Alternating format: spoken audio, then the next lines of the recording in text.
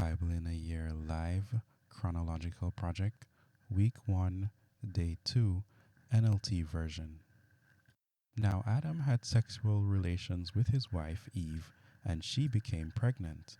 When she gave birth to Cain, she said, "With the Lord's help, I have produced a man." Later she gave birth to his brother and named him Abel. When they grew up, Abel became a shepherd while Cain cultivated the ground. When it was time for the harvest, Cain presented some of his crop as a gift to the Lord. Abel also brought a gift, the best portions of the first lambs from his flock. The Lord accepted Abel and his gift, but he did not accept Cain and his gift. This made Cain very angry, and he looked dejected. "Why are you so angry?" the Lord asked Cain. "Why do you look so dejected? You will be accepted if you do what is right, but if you refuse to do what is right, then watch out. Sin is crouching at the door, eager to control you, but you must subdue it and be its master." One day, Cain suggested to his brother, "Let us go out into the fields." And while they were in the field, Cain attacked his brother, Abel, and killed him. Afterward, the Lord asked Cain, "Where is your brother? Where is Abel?" "I don't know," Cain responded. "Am I my brother's guardian?" But the Lord said, "What have you done? Listen, your brother's blood cries out to me from the ground. Now you are cursed and banished from the ground, which has swallowed your brother's blood. No longer will the ground yield good crops for you, no matter how hard you work. From now on, you will be a homeless wanderer on the earth." Cain replied to the Lord, "My punishment is too great for me to bear. You have banished me from the land, and now from your presence you have made me a homeless wanderer. Anyone who finds me will kill me." The Lord replied, "No, for I will give a sevenfold punishment to anyone who kills you." Then the Lord put a mark on Cain to warn anyone who might try to kill him. So Cain left the Lord's presence and settled in the land of Nod, east of Eden. Cain had sexual relations with his wife, and she became pregnant and gave birth to Enoch. Then Cain found a city, which he named Enoch after his son. Enoch had a son named Irad. Irad became the father of Mehujael. Mehujael became the father of Methushael. Methushael became the father of Lamech.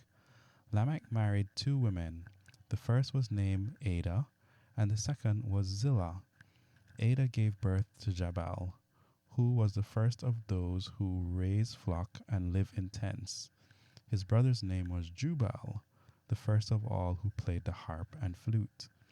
Lamech's other wife, Zillah, gave birth to a son named Tubal-Cain. He became an expert in forging tools of bronze and iron. Tubal-Cain had a sister named Naamah. One day, Lamech said to his wives, Ada and Zillah, "Hear my voice. Listen to me, you wives of Lamech. I have killed a man who attacked me, a young man who wounded me. If someone who kills Cain is punished 7 times, then the one who kills me will be punished 77 times." Adam had sexual relations with his wife again, and she gave birth to another son. She named him Seth, for she said, "God has granted me another son in the place of Abel, whom Cain killed." When Seth grew up, he had a son and named him Enosh. At that time, people first began to worship the Lord by name. This is the written account of the descendants of Adam. When God created human beings, he made them to be like himself. He created them male and female, and he blessed them and called them human. When Adam was 130 years old, he became the father of a son who was just like him, in his very image. He named his son Seth. After the birth of Seth, Adam lived another 800 years, and he had other sons and daughters. Adam lived 930 years, and then he died. When Seth was 105 years old, he became the father of Enosh. After the birth of Enosh, Seth lived another 807 years, and he had other sons and daughters. Seth lived 912 years and then he died. When Enosh was 90 years old, he became the father of Kenan. After the birth of Kenan, Enosh lived another 815 years and he had other sons and daughters. Enosh lived 905 years and then he died. When Kenan was 70 years old, he became the father of Mahalalel. After the birth of Mahalalel, Kenan lived another 840 years and he had other sons and daughters. Kenan lived 910 years and then he died. When Mahalalel was 65 years old, he became the father of Jared.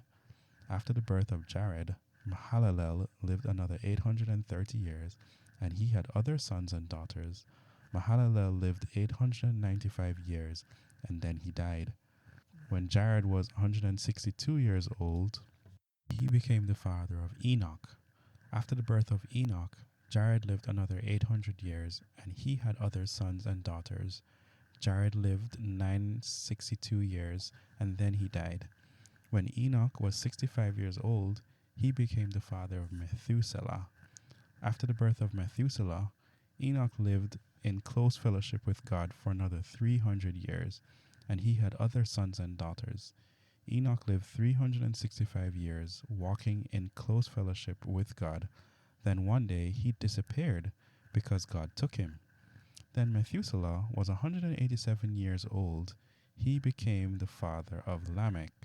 After the birth of Lamech, Methuselah lived another 782 years, and he had other sons and daughters. Methuselah lived 969 years, and then he died. When Lamech was 182 years old, he became the father of a son. Lamech named his son Noah, for he said, "May he bring us relief from our work and the painful labor of farming this ground that the Lord has cursed." After the birth of Noah, Lamech lived another 595 years, and then he had other sons and daughters. Lamech lived 777 years, and then he died. After Noah was 500 years old, he became the father of Shem, Ham, and Japheth. The descendants of Adam were Seth, Enosh, Kenan, Mahalalel, Jared, Enoch, Methuselah, Lamech, and Noah. The sons of Noah were Shem, Ham, and Japheth. Then the people began to multiply on the earth, and daughters were born to them. The sons of God saw the beautiful women and took any they wanted as their wives. Then the Lord said, "My spirit will not put up with humans for such a long time, for they are only mortal flesh. In the future, their normal lifespan will be no more than 120 years. In those days, and for some time after, giant Nephilites lived on the earth, for whenever the sons of God had intercourse with women, they gave birth to children who became the heroes and famous warriors of ancient times. The Lord observed the extent of human wickedness on the earth, and he saw that everything they thought or imagined was consistently and totally evil.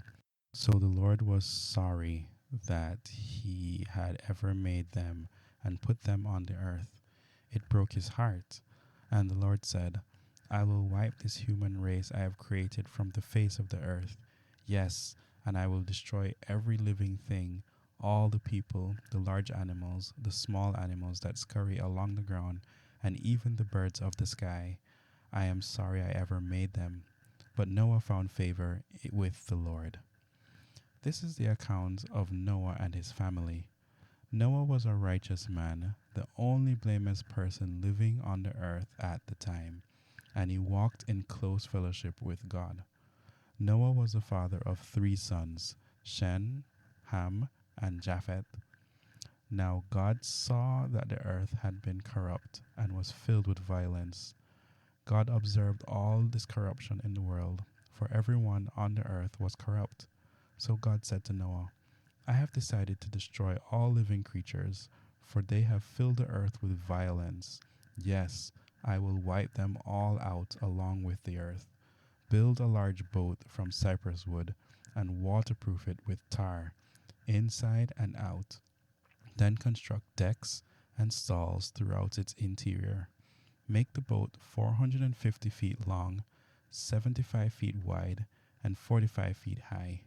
Leave an 18-inch opening below the roof all the way around the boat. Put the door on the side and build 3 decks inside the boat, lower, middle, and upper. Look, I'm about to cover the earth with a flood that will destroy every living thing that breathes. Everything on earth will die, but I will confirm my covenant with you. So enter the boat, you and your wife and your sons and their wives. Bring a pair of every kind of animal, a male and a female, into the boat with you to keep them alive during the flood. Pairs of every kind of bird and every kind of animal and every kind of small animal that scurries along the ground will come to you to be kept alive. And be sure to take on board enough food for your family and for all the animals.